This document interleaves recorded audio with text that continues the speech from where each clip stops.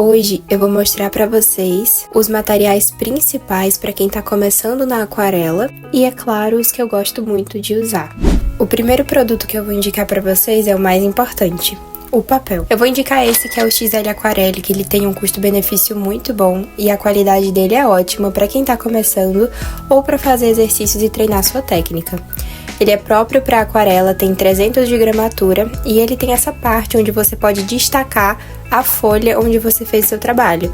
Então você pode usar para fazer encomendas ou para colocar a pintura numa moldura ou no seu ateliê do jeito que você desejar. Tem uma expansão muito boa, então dá para trabalhar o molhado sobre molhado, mas o papel é de celulose, então vai ter as suas limitações.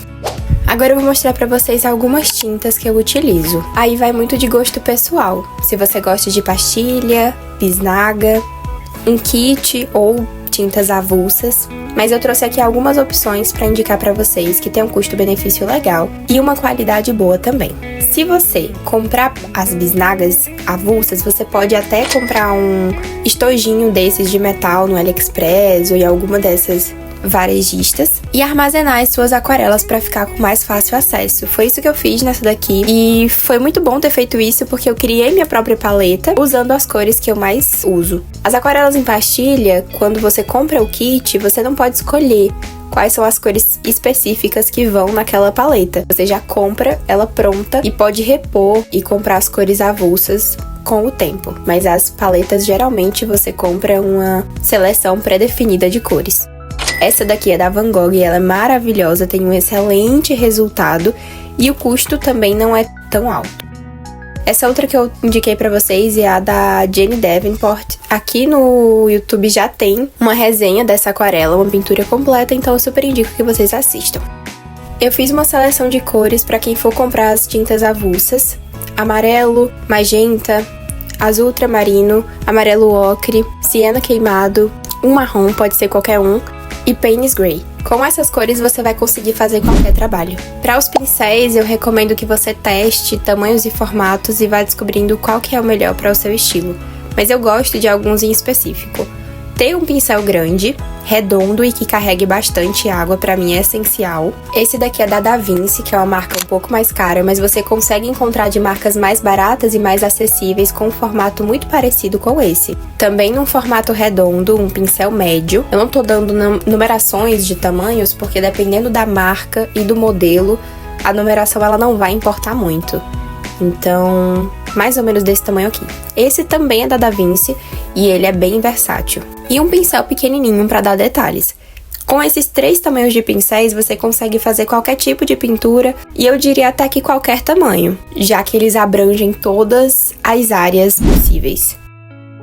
E alguns materiais complementares são super importantes na hora de pintar uma aquarela, então um potinho com água, papel toalha, um godê para fazer as misturas, de preferência se for de porcelana ou metal é melhor. O de porcelana é incrível, pode ser até um pratinho porque ele não mancha. Fita crepe para segurar o papel e, é claro, as suas tintas. Nessa minha paleta eu tenho as cores primárias amarelo, azul e magenta, e as suas variantes, que são as cores primárias menos saturadas, no caso amarelo ocre, siena queimado e Payne's Grey. Eu tenho algumas outras complementares nessa paleta, mas essas 6 em específico são essenciais para fazer qualquer pintura e com elas você pode fazer qualquer coisa. Materiais em mão, é hora de iniciar a pintura. A gente vai usar essa técnica de pintar hexágonos para construir a estrutura da tartaruga. Esse vídeo, ele também vai pro Instagram. E lá eu acho que eu vou conseguir mostrar um pouco mais da técnica pra vocês, porque quando eu tava gravando com a câmera, acabou perdendo muito vídeo que era de mostrar as técnicas antes de aplicá-las na pintura.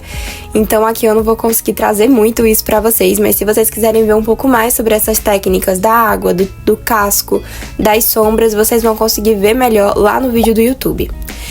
Eu sou bem acostumada a pintar retrato, encomenda e todas essas coisas que eu já conversei com vocês no vídeo passado. E tá pintando coisas diferentes aqui pro YouTube tá sendo muito bom. No caso dessa pintura em específico, a gente iniciou misturando o siena queimado para fazer a primeira base, junto com um pouco do amarelo ocre. Então a gente obteve uma cor mais amarelada, mas também bem queimada, para fazer a base ali da nossa tartaruga. Eu iniciei com aquele processo que eu expliquei pra vocês que a gente iria fazer, pintando hexágonos.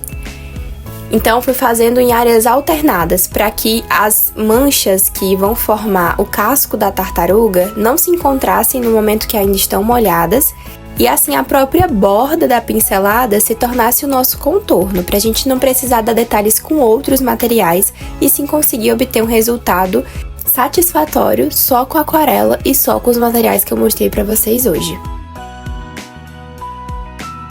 A primeira parte da pintura eu comecei com aquele pincel médio que eu mostrei pra vocês lá no início do vídeo.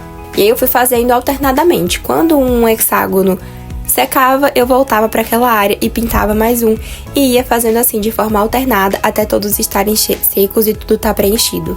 Eu acho essa cor muito linda, o siena queimado. Parece um cabelo ruivo. E eu acho que super combinou aqui na paleta de cores que a gente tá trabalhando. Quando você for pintar com aquarela ou com qualquer outro material, é muito importante selecionar uma paleta de cores para você não ficar perdido e acabar escolhendo as cores ali em cima da bucha.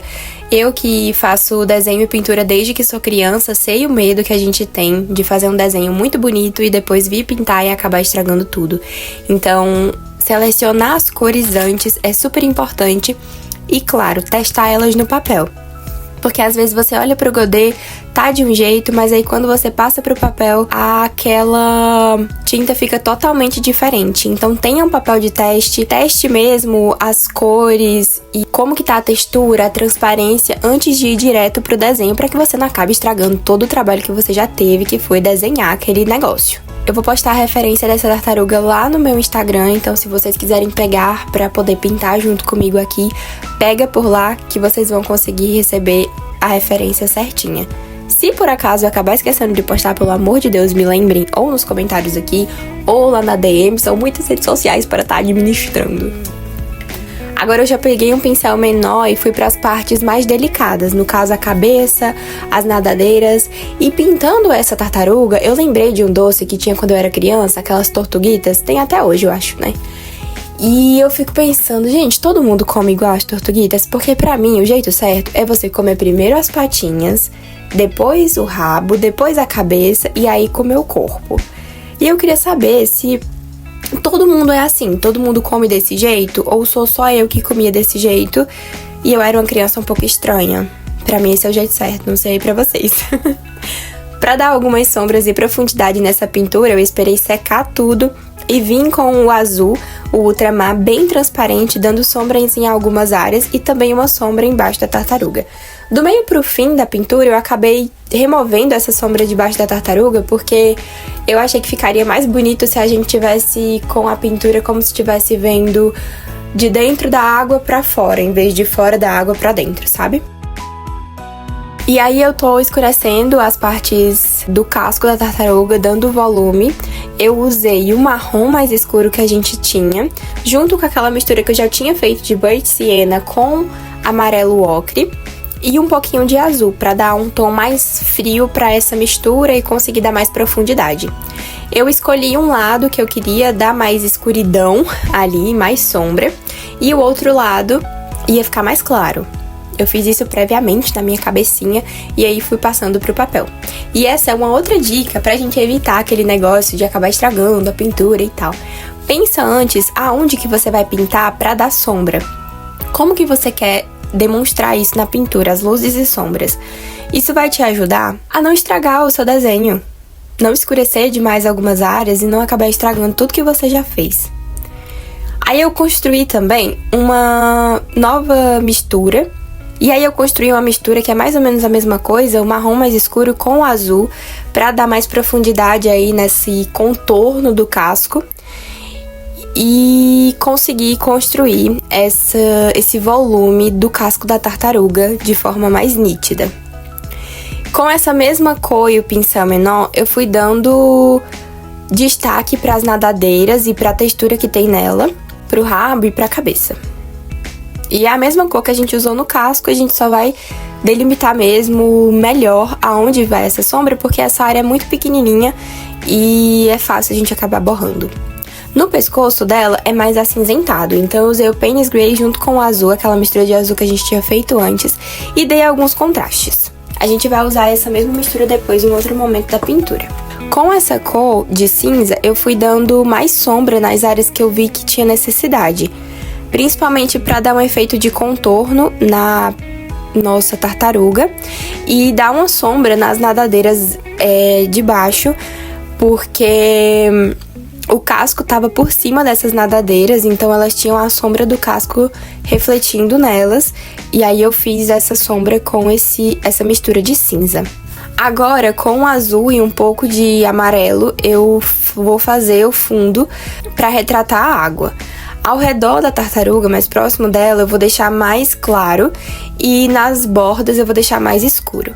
Aqui eu usei a técnica de molhado sobre molhado, então eu molhei toda a área para depois vir dando pinceladas e fazendo esse formato arredondado para dar a textura e a aparência de água.